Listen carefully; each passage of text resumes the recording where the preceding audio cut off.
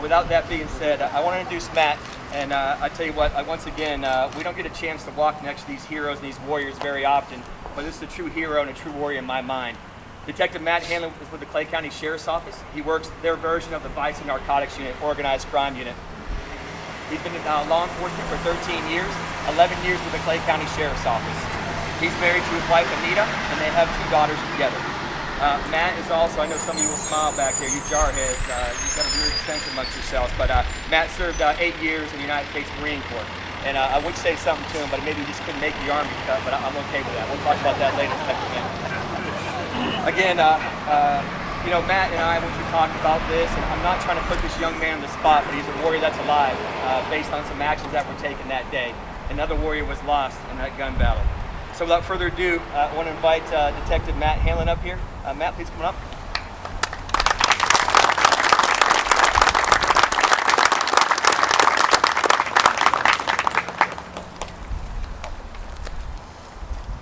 I actually prepared a short 12 or 13 page speech here, so it won't be long.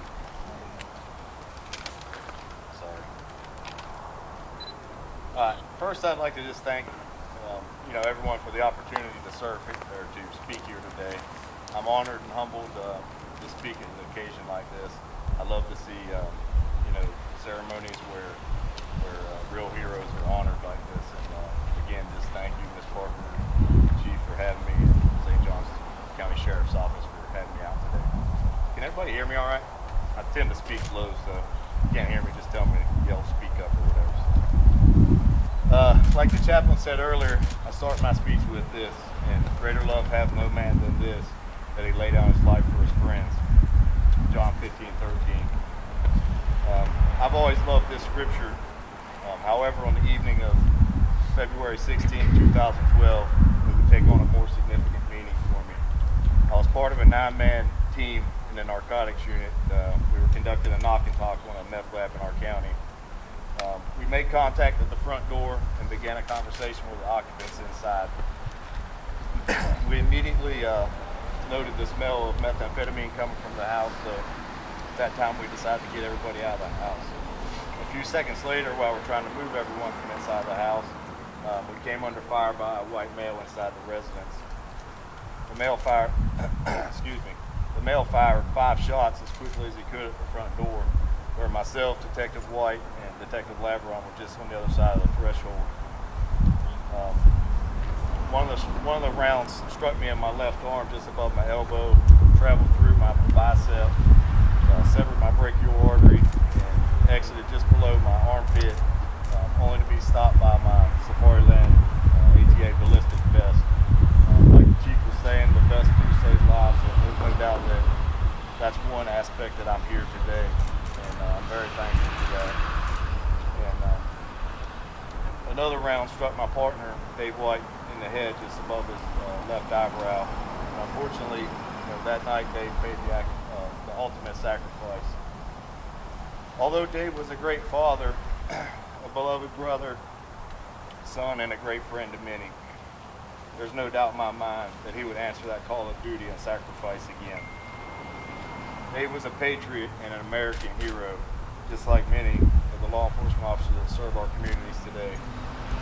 Although I never had the pleasure of meeting Officer Parker, all the great things I hear and read about him caused me to reflect on my own friends. It's been like Detective White and Officer Parker to make us realize that there is no greater calling to do good work in these trying times. Excuse me. Today, more than ever, law enforcement officers are scrutinized for actions and decisions they are forced to make in split seconds. These actions are usually forced upon our officers with a small percentage of society that have no desire to be productive members of the community. At some point, a moral degradation has occurred in our country that allows some people to believe that these actions taken by our heroes are made out of hate or anger. I can honestly stand here today and tell you that none of the men or women that I've served with or ever served with and had the pleasure to meet through my career ever want to be forced to take the life of another human being. I applaud the family of Officer Parker, St. Augustine Beach Police Department, St. Johns County Sheriff's Office, and everybody that the chief has named earlier for having the fortitude to keep Officer Parker's legacy and his heroic actions known to its citizens. As a law enforcement officer myself, it brings me great honor to know that I live in a community that respects its officers. I also know that should any one of us be chosen to pay that ultimate sacrifice, that it will not be made in vain, and that the community truly will never forget those sacrifices made by its protectors. Again, thank you so much for allowing me to be a part of your ceremony today. Ms. Parker, thank you for everything you've done for us, the COPS organization, and everything. I look forward to many more years of working with you. Thank you.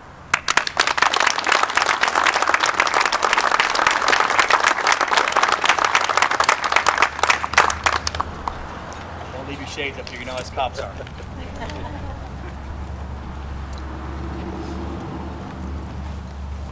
I have to just tell you this, that Detective Hanlon, these men and women that sit out here today behind you, and I can sit around and look at this audience and tell you that they've been in situations. We've had our share of gun battles in St. Johns County.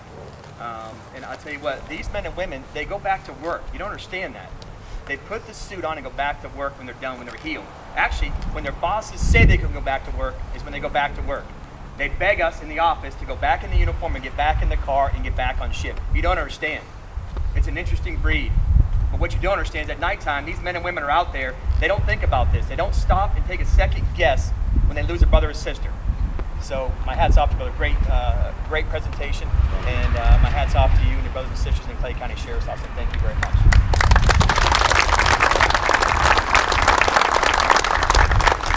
Listen, a lot of you know me. I couldn't get up here and speak like that. Actually, I know a lot of you, and a lot of you couldn't get up here and speak like that, but he's spreading the word, and I greatly respect that, and I want to thank you again. And just for the record, I believe you were Safari Land Save number 1792. Like he's going to forget it. 1792. Safari Land Save number 1792. Pretty impressive. Okay, with that being said, again, we appreciate your time, and that was, I think, a special guest to be here. What I want to do is this. I don't want this to be a time of mourning, and I think Brendan and I agree with that, but I want it to be a time to open your eyes, too, as well. That vets do save life, and we do make mistakes, and sometimes the normal call or the normal knock and talk is not a normal knock and talk. So I just want to make sure we bring light on that. We don't forget of who we are, what we're doing, and the uniform we wear every day. And I appreciate everybody that does that for a living. Thank you. I want to talk real quick about Chief Bandy. And again, Brendan and I thought this was a special day to remember Chief Bandy and his family. And I'm going to read a quick bio. And he's a special friend of mine, as all you know that. Michelle and I have known each other a long, long time. She grew up with our families, so we've known each other a long time. But Chief Bandy was 82 when he passed away this year. He was in a nursing home, and if some of you went by and saw him, which a lot of you did, it wasn't the same old Chief Bandy that we knew all the years. And maybe it's a good and bad thing, but that's not how I remember him by. But he was born on March 21st, 1933 in West Virginia.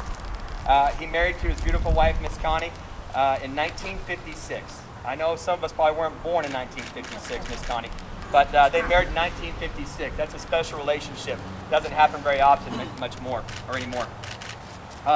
They moved here to St. Augustine from Virginia in 1959, and he began his law enforcement career in 1971. 1971 he began his law enforcement career.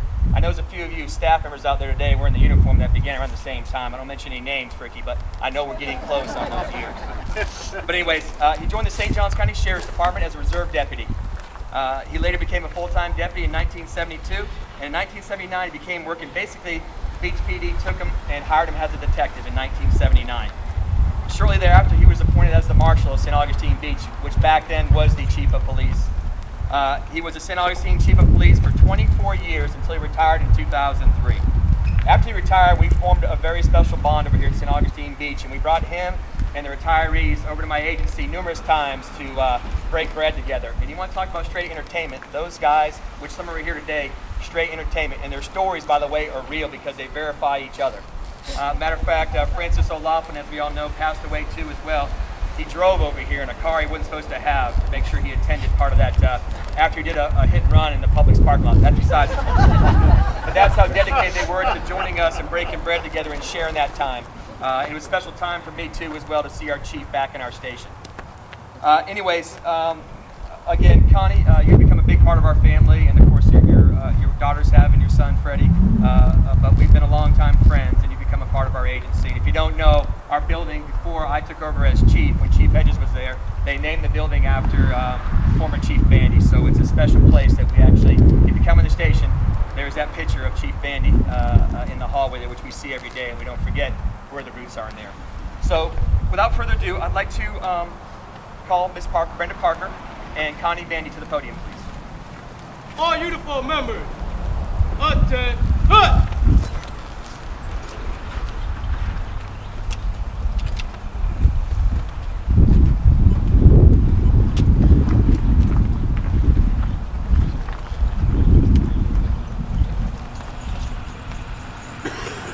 I'm going to actually have Brenda Parker and Connie Bandy place the wreath in front of us today at the podium. Our agency, actually our way of just saying thank you to the two of you and thank you for what you've given to us, because our spouses pay just as much as we give in uniform. So if you place that wreath in that place, please.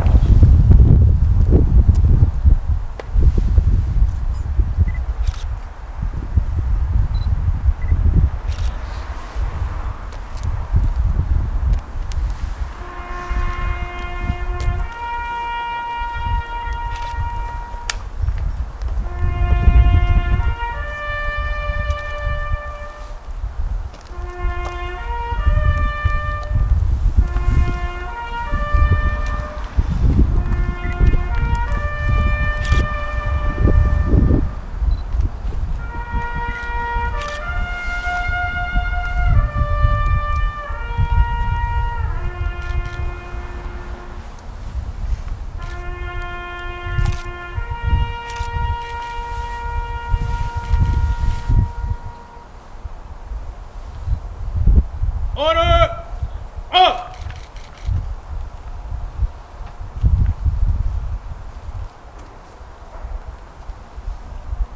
Parade!